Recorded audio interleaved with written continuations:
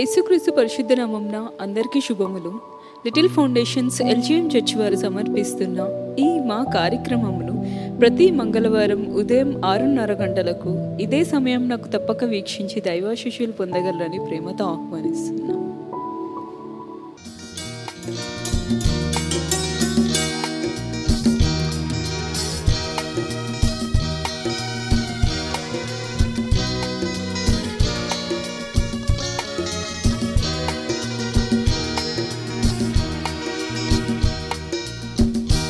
సమర్పణ సమర్పణ సజీవమైన యాగముగా, సమర్పణ సమర్పణ సజీవమైన యాగముగా, అంకితం నీ జీవితం సజీవమైన యాగముగా, అంకితం నీ జీవితం సజీవమైన యాగముగా, సమర్పణ సమర్పణ సజీవమైన యాగముగా.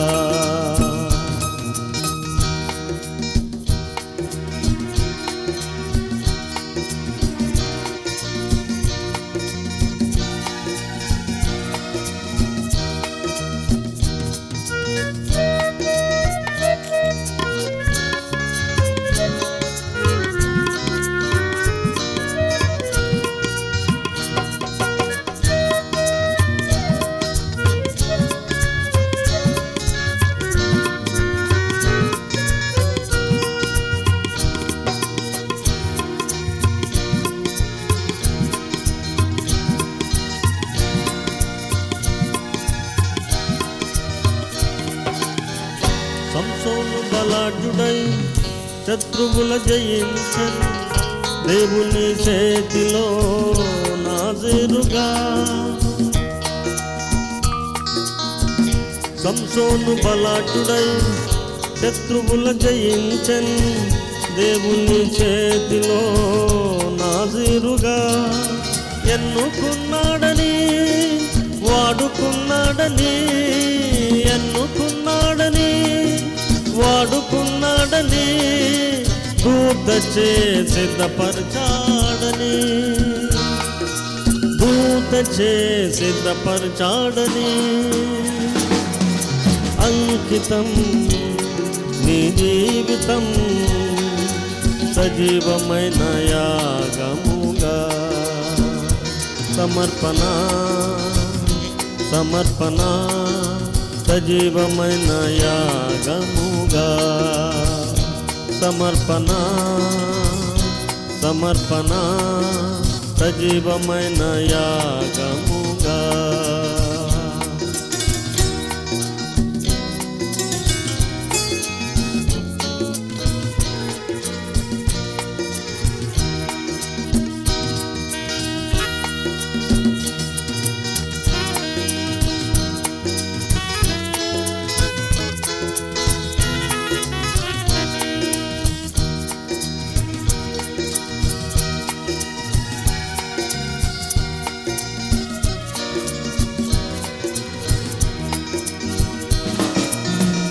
దావీదు శూరుడై గొల్యాతును హతమార్చే, దేవుని ఆత్మచే నింపబడి. దావీదు శూరుడై గొల్యాతును హతమార్చే, దేవుని ఆత్మచే నింపబడి. ఎన్నుకున్నాడని వాడుకున్నాడని, ఎన్నుకున్నాడని వాడుకున్నాడని, దూతచే సిద్ధపరచాడని, దూతచే సిద్ధపరచాడని,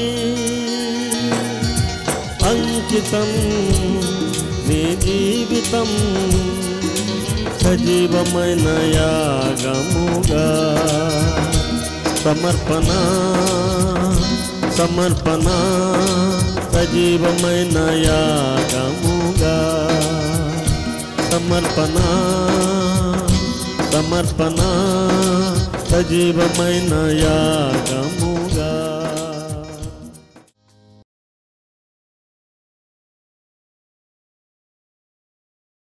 కృంగిపోతాం మనం. నీతిమంతును దుర్వార్తకు అట్లా కదిలించిపోయిందట. మనకి ఎప్పుడు రాలే భూకంపం పాలంచలా. అంత సునామీలు గినాములు ఎక్కడెక్కడ అట్లా చచ్చిపోతారు చాలామంది. మనకు సముద్రం దగ్గర లేదు కానీ మన సంగతి అంతా కింద ఉంది. సముద్రం లేదు మనకి. భూమి డబా డబా డబా అంటుందట. పాలంచ బిడ్డలరా జాగ్రత్తగా ఉండండి, పిచ్చి పిచ్చి వేషాలు వేసారంటే కిందికి పోతారు. అది వార్నింగ్ అన్నమాట. భూమిని దేవుడు కంపిస్తున్నాడు. బైబిల్లో భూమి పాకవలే ఊగుతున్నది అని ఆ యెషయా గ్రంథంలో రాయబడి ఉన్నది. అక్కడక్కడ భూకంపములు కరువు. నయ్యా నీ రాకడకు సూచనలు ఏమిటి? What the sign for your second coming అని అన్నారట ఆ శిష్యులు. అంటే నీ రాకడికి ఏమిటి సూచనలు, నీ రెండవ రాకడికి అంటే ప్రభు అన్నాడు అక్కడక్కడ కరువులు, అక్కడక్కడ భూములు కంపిస్తున్నది, అక్కడక్కడ భూకంపములు, అక్కడక్కడ యుద్ధములు జరుగును. మరి జరుగుతున్నాయి యుద్ధాలు జరుగుతున్నాయా? ప్రపంచంలో జరుగుతున్నాయి. చూస్తున్నాం టీవీలలో, మనం భూకంపాలు చూస్తున్నాం. మనకు కూడా వచ్చేసింది భూకంపం. ఆఖరికి కరువులు, అనేక దేశాల్లో కరువులు చూస్తున్నాం. చాలామంది చెప్తున్నట్టు టీవీలో అయిపోయింది దేశంలో రూపాయలు దొరకవిగా, కనుక ఉన్న పైసలు జాగ్రత్తగా కాపాడుకోండి, ఇల్లు కొనుక్కోకండి, బండ్లు కొనుక్కోకండి, పొలాలు చాలు, మీ గింజల కోసం డబ్బు దాచుకోండి అని చెప్తున్నారట. మరి ఇప్పుడు ఏం చేద్దాం మనం? చాలామంది ఇల్లు కొందామని ప్రయత్నం చేస్తున్నారు, పొలాలు కొందామనుకుంటున్నారు, ఇంకేంటో ప్లాన్లు ఉన్నాయి. కానీ లోకమైతే భయంతో బైబిల్లో రాయబడింది, యేసుక్రీస్తు ప్రభు వచ్చేటప్పుడట ప్రజలు భయము చేత కూలుదురు. మొదలైంది. డబ్బులు దాచుకోండి, అవి దాచుకోండి, ఇవి దాచుకోండి, ఎందుకంటే కరువు రాబోతుంది, ఏం దొరకదు. రాబోయే రోజుల్లో మంచు కొండలు కరిగిపోతున్నాయి, వేడి విపరీతంగా పెరిగిపోతుంది, భయంకరమైన ఇన్ఫెక్షన్లు రాబోతున్నాయి, ఇక మనకు గతి లేదు. లోకమంతా భయము చేత కూలిపోతుంది. అయితే ఆ దినములలో దీనులైన తమ బిడ్డలు పైకి లేస్తారు, తమ యొక్క తలలు పైకి ఎత్తుకుంటారని బైబిల్లో రాయబడింది. అందరు భయం చేత కూలిపోతుంటే ఈ దీనులైన బిడ్డలు, ఈ రక్షణ పొందిన దేవుని బిడ్డలు, యేసుక్రీస్తు గొర్రెపిల్ల రక్తములో వస్త్రములు ఎవరి వస్త్రము ఉతుక్కున్నారో, తెలుపు తెలుసుకున్నారో, వారు తలలు పైకెత్తుకొని సింహముల వలె వెళ్ళిపోతుంటారట ముందుకు. ఏం లెక్క చేయరు. దుర్వార్తలకు వారు భయపడరు. ఏమైనా కానీ భూకంపాలు రాని, కరువులు రాని, కాటకాలు రాని, ఇన్ఫెక్షన్లు రాని, ప్రజలు చనిపోని, మనకైతే మరణం లేదు, సావే కదా. అన్నిటికంటే ముఖ్యమైనది, భయంకరమైంది, దేవుని బిడ్డలు చావును ఏంటి ఉందా మీకు? చావు. ఎంతమంది చచ్చిపోవాలని ఆశపడుతున్నారు, ఎంతమంది నరకానికి వెళ్ళిపోవాలని ఆశిస్తున్నారు. దేవుని బిడ్డలకు మరణం లేదు, నమ్ముతున్నారా మీరు? దేవుని బిడ్డలకు మరణము లేదు. దేవుని బిడ్డలు మరణించిన మళ్ళీ బ్రతుకుతారు, నమ్ముతున్నారా? ఎవరు చూసినా మరణించిన బతుకుతారు అది చెప్తారు. అట్లా కానీ మరణించిన ఎవరు బతికారు? ప్రభు బ్రతికాడు, జీవిస్తున్నాడు, మాతో మాట్లాడుతున్నాడు. నా విశ్వాసం ఉంచిన ప్రతి వాణిని అంత్యదినమున నేను లేపుదును అన్నాడు ఆయన. కనుక మనమంతా మళ్ళీ తిరిగి లేస్తాం. మనకు రెండవ మరణంలో పాలు లేదు. మనం రెండవసారి చనిపోము. రెండవ మరణం అనగా అగ్నిగుండం దేవుని బిడ్డలకు లేదు. మనం ఇక్కడ కళ్ళు మూసిన వెంటనే జీవిస్తూనే జీవములోనికి ప్రవేశిస్తాం. యేసుక్రీస్తునికే మహిమ. మనము జీవములో ఉండబోతున్నాం. ఎంత ఆశ్చర్యకరమైన సంగతి. కనుక రాత్రి అంతా ఉంటుంది దుఃఖం, కానీ పగలు సంతోషం. తన బిడ్డలు సంతోషంగా ఉంటుంటే దేవుని చిత్తమై ఉంది. యేసుక్రీస్తునికే మహిమ. తన పిల్లలు ఆరోగ్యంగా ఉంటే దేవునికి ఇష్టమై ఉంది. తన బిడ్డలు క్షేమంగా బ్రతుకుంటే దేవుని చిత్తమై ఉంది.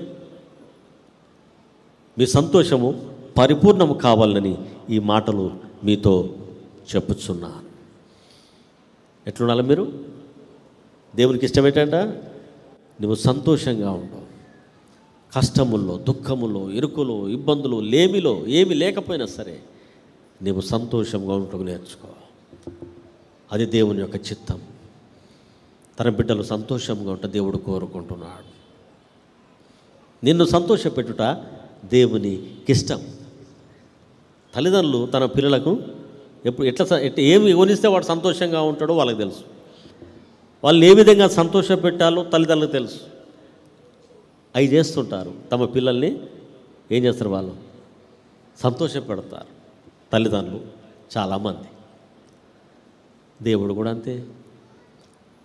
ఏ విధంగా మనం సంతోషిస్తామో దేవునికి తెలుసు. ఆ కార్యమును జరిగించి మన జీవితములకు ఆయన సంతోషమును కలగ చేస్తాడు. లేకపోతే మనం నశించిపోతాం. జీవితకాలమంతా దుఃఖంతో మనము కృషించిపోయి నాశనమైపోతాం. అది దేవుని చిత్తము కాదు. ప్రస్తుత కాలము నువ్వు వేదనలో ఉండవచ్చు.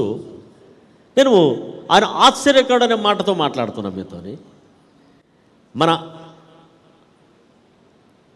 మన ప్రభువు ఆశ్చర్యకరుడు అనే మాట మీకు చెప్పాను.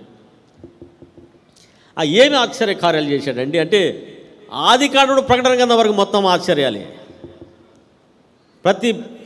ప్రతి పేజీలో, ప్రతి అధ్యాయములో ఆయన ఆశ్చర్య కార్యములు మనం చదవచ్చు బైబిల్లో. మన జీవితం అంతా ఆశ్చర్యక్రియలతో నింపేస్తున్నాడు. సాక్ష్యం ఇవ్వాలి అంటే ఏం సాక్ష్యం ఇవ్వాలి చాలామంది అర్థం కావట్లేదు. దేని గురించి చెప్పాలా? చాలా ఉన్నాయి. అయ్యగారు దేవుడు నా జీవితంలో జరిగిన ఏమన్నా ఉన్నాయి, గుర్తు రావట్లేదు, ఏం చెప్పుదాం? ఒకటి చెప్పాలా, రెండు మూడో చెప్పాలా? మొత్తం ఆశ్చర్యాలే. జీవితం అంతా ఆశ్చర్యాలే, అన్ని అద్భుతాలే. ప్రతి సంవత్సరం ఆశ్చర్యకరంగా నన్ను నడిపిస్తున్నాడు నా దేవుడు అని అందరూ చాలా సాక్ష్యం ఇస్తున్నారు. నేను లూకా సువార్త 1వ అధ్యాయము 40వ వచనం నుంచి కొన్ని మాటలు చదువుదాం. పరిశుద్ధుడైన లూకా సువార్త 1:40. ఆ దినములలో మరి కొండసీమలో ఉన్నటువంటి యూదా ప్రదేశంలో ఒక కొండసీమలో ఒక ఊరికి త్వరగా వెళ్ళి, ఎవరు? మరియమ్మ ఆ కొండ ప్రాంతంలో ఉన్న ఒక ఊరికి త్వరగా లేచి వెళ్తుందట. ఎందుకంటే అక్కడ ఒక ముసలావిడ గర్భవతి అయి ఉన్నది. ఆమె చాలా బాధతో ఉంది. అదొక గొప్ప ఆశ్చర్యకారం. ఎందుకంటే ఆమెకి సంతానం లేదు. వారు చాలా దుఃఖంలో ఉండిరి. అజకర్య దేవుని యొక్క పరిచర్య పరిశుద్ధ స్థలంలో జరిగించుచుండగా దేవుడు అతనికి దర్శనం ఇచ్చి, నీకొక కుమారుడు పుట్టబోతున్నాడు, ముసలి కాలం ముందు చెప్పాడు. అతనికి యోహాను పేరు పెట్టాలి. ఇదొక ఆశ్చర్యకార్యం. పెద్ద మనిషి ఆమె గర్భవతి కుమారుని కనుటకు సిద్ధంగా ఉంది. అయితే మరియమ్మ దగ్గరికి వచ్చిందట దూత. నువ్వు కన్యకవే నిజమే, కానీ నువ్వు గర్భవతిపై నువ్వు కూడా కుమారుని కనబోతున్నావు. నీ కడుపులో సర్వోన్నతుడు దేవుడు ఉంటాడు, జాగ్రత్త, ముందే చెప్పింది ఆమె. ఇదే ఆశ్చర్యం. అక్కడ ఒక ఆశ్చర్యం. ఎలిజబెత్ జకర్యాల జీవితంలో ముసలితనం అంతా ఆమె గర్భవతిగా ఉన్నది. లోకం బయటకు వస్తే నవ్వుతారు, చూస్తారు. ఇంత వయసులో ఏమైంది, ఇంత పెద్ద పొట్టేసుకుని తిరుగుతుంది అంటారేమో అని ఆమె లోపల భయంతో ఉంది. ఈమె కన్యక, ఈమెకు అసలు వివాహమే కాలే. అయితే దేవుడు ఏమంటున్నట్టే, నీవు కూడా గర్భవతి అయి కుమారుని కంటావు. కానీ మరి బయటికి పోయేది ఎట్లా? ఆమె స్త్రీలతో ఎట్లా తిరుగుతుంది, వీధిలోనికి ఎట్లా వెళ్తుంది? ఎంత అవమానకరమైన సంగతి. దుఃఖముతో కుమిలిపోతుంది ఆమె. రాత్రంతయు దుఃఖం. దేవుని బిడ్డల ప్రతి జీవితంలో దుఃఖము రాత్రి వస్తుంది. అయితే ఈ మరియమ్మ కొరకు ఎలిజబెత్ను సిద్ధం చేసిందట. ఈమె ఆదరణ కొరకాయ. అమ్మా నువ్వు లేచి ఎక్కడికి వెళ్ళాలా? ఎలిజబెత్ దగ్గరికి వెళ్ళిపో. ఆమె కూడా నీలాగానే ఉన్నది. ఆమె కూడా బయటికి రావట్లే. ఆమె కూడా పెద్ద మనిషి. ఆమె గర్భవతిగా నువ్వు వెళ్ళి అక్కడికి. ఆమెను ఓదారుస్తుంది. మరియ లేచి ఎక్కడికి వెళ్తుందట? ఎలిజబెత్ దగ్గరికి వెళ్ళిపోయింది. అక్కడికి పోయి ఏం చెప్పింది? ముందు మరియమ్మ ఏం చెప్పిందట? వందనాలు సిస్టర్. మరియమ్మ పరిశుద్ధురాలు, యేసుప్రభు తల్లి ఎంత మర్యాద! ఆ బైబిల్ నేర్పిస్తుందమ్మా. తల్లులారా, యవనస్తులారా, నీ సహోదరుడు కనపడగానే ముందు ఏం చెప్పాలి? వందనాలు, ఏదో గుడ్ మార్నింగ్, గుడ్ ఈవినింగ్, నమస్తే, ఏదో ఒకటి చేసి నువ్వు పలకరించాలా. అది మర్యాద. దేవుని బిడ్డలో కనీస మర్యాదలు కూడా ఉండకపోతే ఎందుకు మన భక్తి? చాలామంది గర్భిష్ఠులుగా మారిపోతున్నారు. మట్టు మర్యాద లేదు, అట్లా వెళ్ళిపోవడమే. చిన్న లేదు, పెద్ద లేదు, ఒక మర్యాద లేదు, మట్టు లేదు. మళ్ళీ భక్తి ఒకటే, వర్షిప్పులు ఒకటే, ఆరాధనలు ఒకటే, అంత ఎందుకది? కనుక ప్రభు యొక్క తల్లి ఎవరికి వందనం చెప్పింది? ఓ పెద్ద మనిషి, ఆ వయసులో పెద్దది, ప్రభువు యొక్క తల్లి అయినప్పటికీ, లోకంలో మరియ కంటే గొప్ప తల్లి ఎవరు లేరు. అయినప్పటికీ ఎవరికి వందనం చెప్తుంది ఆమె? నేను యేసుప్రభు నా కడుపులో ఉంటే నీకేంటి నేను వందనం చెప్పింది అనుకుందా ఆమె? నేను ధన్యురాలిని, నేను పరిశుద్ధురాలిని, నేను నీకేందమ్మా వందనని చెప్పి నువ్వే చెప్పాలి నాకన్నదా? లేదు, నేను చిన్నదాన్ని నీకంటే. అమ్మ వందనాలు, బాగుండ్రా ఎలిజబెత్ అమ్మగారు అని చెప్పన్నదట ఆమె. చిన్నవారు పెద్దవారికి మర్యాద చేయుట శ్రేయస్కరం. తెలుసుకోండి. క్రిస్మస్ ఏం క్రిస్మస్ ఇది? మర్యాద లేని క్రిస్మస్. ముందు మర్యాద ఉండాలి. క్రిస్మస్ మర్యాదతో స్టార్ట్ అయింది, గౌరవంతో స్టార్ట్ అయింది, ప్రారంభించబడింది. మట్టు మర్యాద, గౌరవం. చిన్నవారు పెద్దవారిని గౌరవించాలి. అది బైబిల్ చెప్తుంది.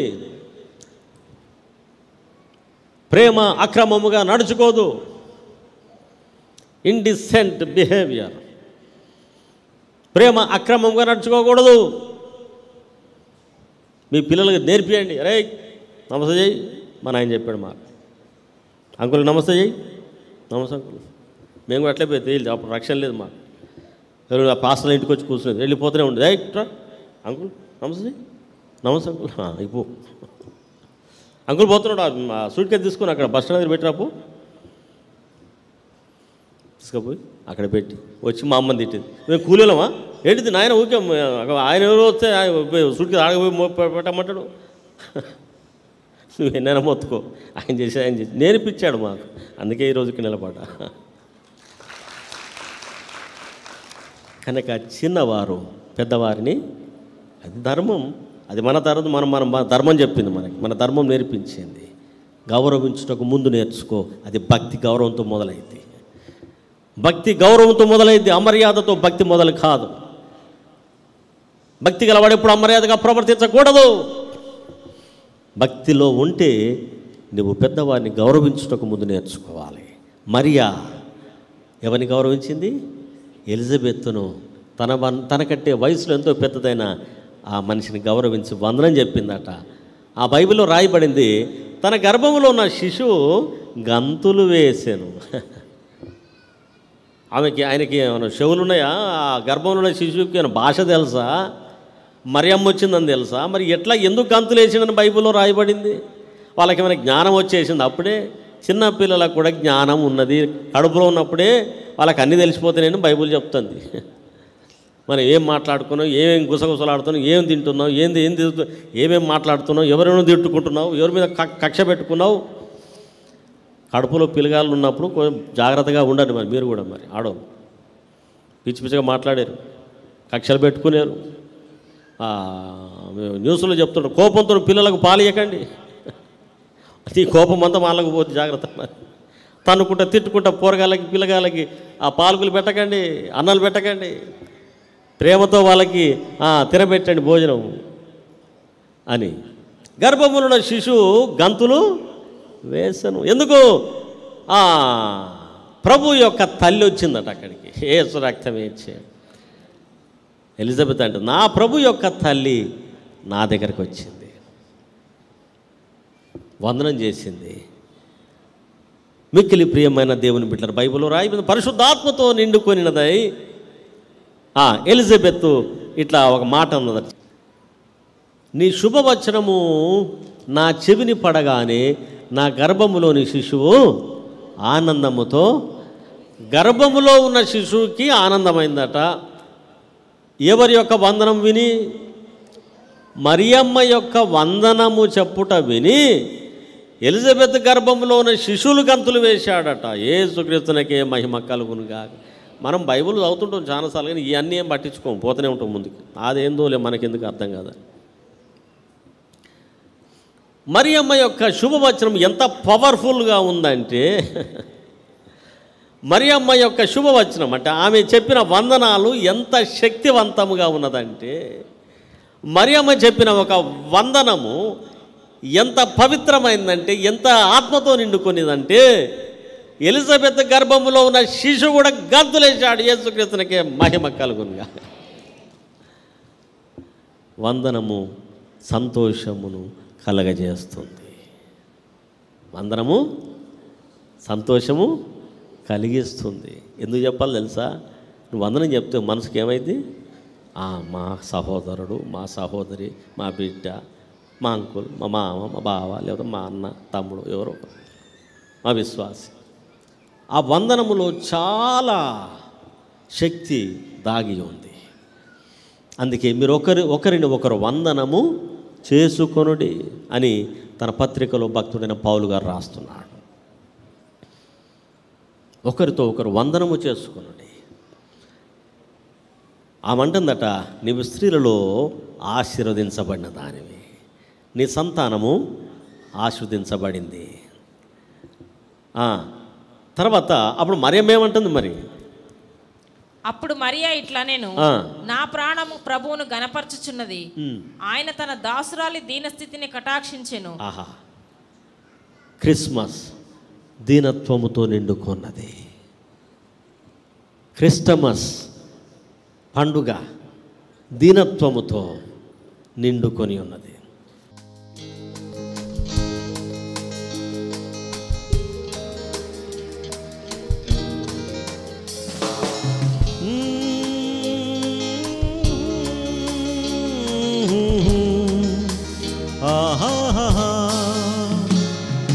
క్షమించు వాడాయనే, సరిచేయు వాడాయనే, క్షమించు వాడాయనే, సరిచేయు వాడాయనే, ఓ ప్రేమించు వాడాయనే, నా స్నేహితుడాయనే, ఓ ప్రేమించువాడాయనే, నా స్నేహితుడాయనే, ఓ క్షమించువాడాయనే, సరిచేయువాడాయనే.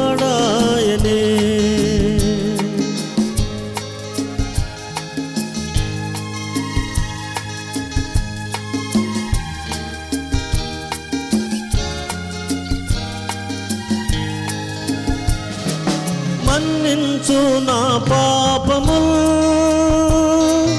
తొలగించు నా దోషము, మన్నించు నా పాపము, తొలగించు నా దోషము, దోషిని నేను దేవా, నిర్దోషిగా చేయుమా, ఓ దోషిని నేను దేవా, నిర్దోషిగా చేయుమా, ఓ క్షమించు వాడాయనే, సరిచేయు వాడాయనే, ఓ ప్రేమించు వాడాయనే, నా స్నేహితుడాయనే, ఓ క్షమించు వాడాయనే, సరిచేయు వాడాయనే.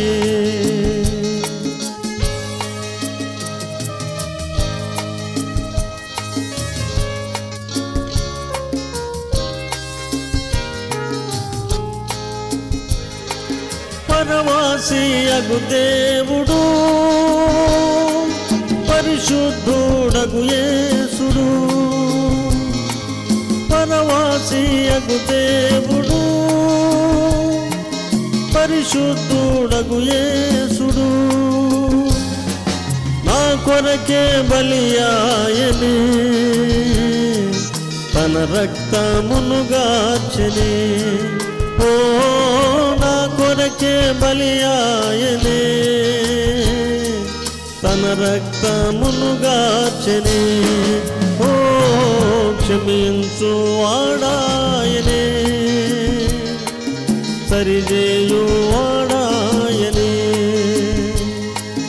ఆలించు నా ప్రార్థన, తొలగించు ఆవేదన. ఆలించు నా ప్రార్థన, తొలగించు ఆవేదన.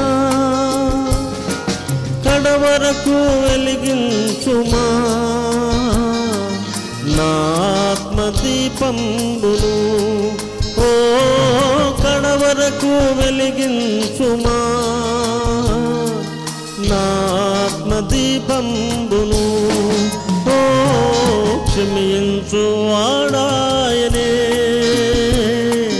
సరిచేయు వాడాయనే. ఓ ప్రేమించు వాడాయనే, నా స్నేహితుడాయనే. ఓ క్షమించు వాడాయనే, సరిచేయు వాడాయనే, సరిచేయు వాడాయనే, సరిచేయు వాడాయనే, సరిచేయు వాడా. సర్వశక్తియో మిక్కిలి కనికరంగల పరలోకపు తండ్రి, మీ బంగారు పాదములకు స్తుతులు స్తోత్రములు. నువ్వు నమ్మదగిన దేవుడవు, మాపై ఆశీర్వాదపు జలులు కురిపించేవాడు. దీవించుటకే మమ్మల్ని ఎన్నుకున్నావు, ఆశీర్వదించుటకే మమ్మల్ని పిలిచావు. యేసయ్యా, మంచి దేవుడవు నీవు, నమ్మదగిన దేవుడు నీవు. తల్లి కంటే తండ్రి కంటే మిన్నగా ప్రేమిస్తున్నావు. మా కన్నీళ్ళు తుడుస్తున్నావు, మా సమస్యలు తీరుస్తున్నావు, మా రోగాలు బాగు చేస్తున్నావు. నాయనా, నీ వంటి దైవాన్ని మేము ఎక్కడ చూడగలం? నీ వంటి దేవుణ్ణి మేము ఎక్కడ కనుగొనగలం? పరిశుద్ధుడా, నీ మెల్లనైన స్వరాన్ని మేము వింటున్నాం. మేము విని ఇశ్రాయేలు ప్రజల వలె కోపం పుట్టించక నాయన, నీ దీవెన ఆశీర్వాదాలు పొందే కృప మాకు దయచేయి. యెహోషువ కాలేబుల వలె, నీ ప్రవక్తల వలె, నాయన సమూయేలు వలె నీ మాట వినగలిగే కృప చెవులు మాకు దయచేయి. నాయన, ఎంతమంది దుష్టుని పీడతతో ఎంతమంది పీడింపబడుతున్నారో వారందరినీ విడిపించండి. రోగాలు బాగు చేయండి, బలహీనతలు తొలగించండి. నరాల బలహీనత, నడి నెత్తి మొదలు అరికాల వరకు ప్రతి అభయాన్ని ముట్టి స్వస్థపరచు ప్రభా. ప్రతి రోగము తొలగిపోవాలి, ప్రతి బలహీనత తొలగిపోవాలి, ప్రతి నొప్పి తొలగిపోవును గాక. యేసు నామమున ప్రతి అవయవంలో స్వస్థత శీఘ్రముగా లభించును గాక. అవును, మా పాపముల కొరకు, మా రోగముల కొరకు దెబ్బలు తిన్నావు. నీ నామను ప్రార్థిస్తున్నాం. నీ రాజ్యమును గూర్చిన సువార్తను ప్రకటించాను ప్రభా. ఈ సమయంలో నీ బిడ్డల యొక్క రోగాల కొరకు ప్రార్థిస్తున్నా. ప్రతి రోగమును యేసు నామమున శపిస్తున్నా. దైవ శక్తి ప్రతి శరీరమును ప్రవేశింపి ఆ యొక్క రోగములను తొలగించును గాక. దయ్యములు వెళ్ళిపోను గాక, దురాత్మలు వెళ్ళిపోను గాక, రోగములు కలిగిస్తున్న చీకటి శక్తులు పారిపోను గాక. దేవుని బిడ్డలకు విడుదల ప్రకటిస్తున్నా. సంపూర్ణ స్వస్థత, సంపూర్ణ విడుదల ఇప్పుడే. ప్రతి తలనొప్పి మాయమైపోను గాక. యేసు క్రీస్తు పరిశుద్ధ నామమున బిడ్డలకు విడుదల యేసు నామమున కలుగును గాక. అయా, నీకు వందనములు, స్తోత్రములు. నీవు స్వస్థపరచువాడవు, నీవు విడిపించువాడవు, నువ్వు బాగు చేయువాడవు. నీ కొరకు ఎదురు చూస్తున్నావు. నీ రాకకై మమ్మనందరినీ ఆయత్తపరచుము. ఘనత నీకు చెల్లిస్తున్నాం, మహిమ నీకు చెల్లిస్తున్నాం ప్రభా. ఈ వాక్యం ముందు నిలిచుండే కృప మా అందరికీ దయచేయము. యేసుక్రీస్తు నామమున వేడుకొంచున్నాను పరమ తండ్రి. ఆమేన్, ఆమేన్.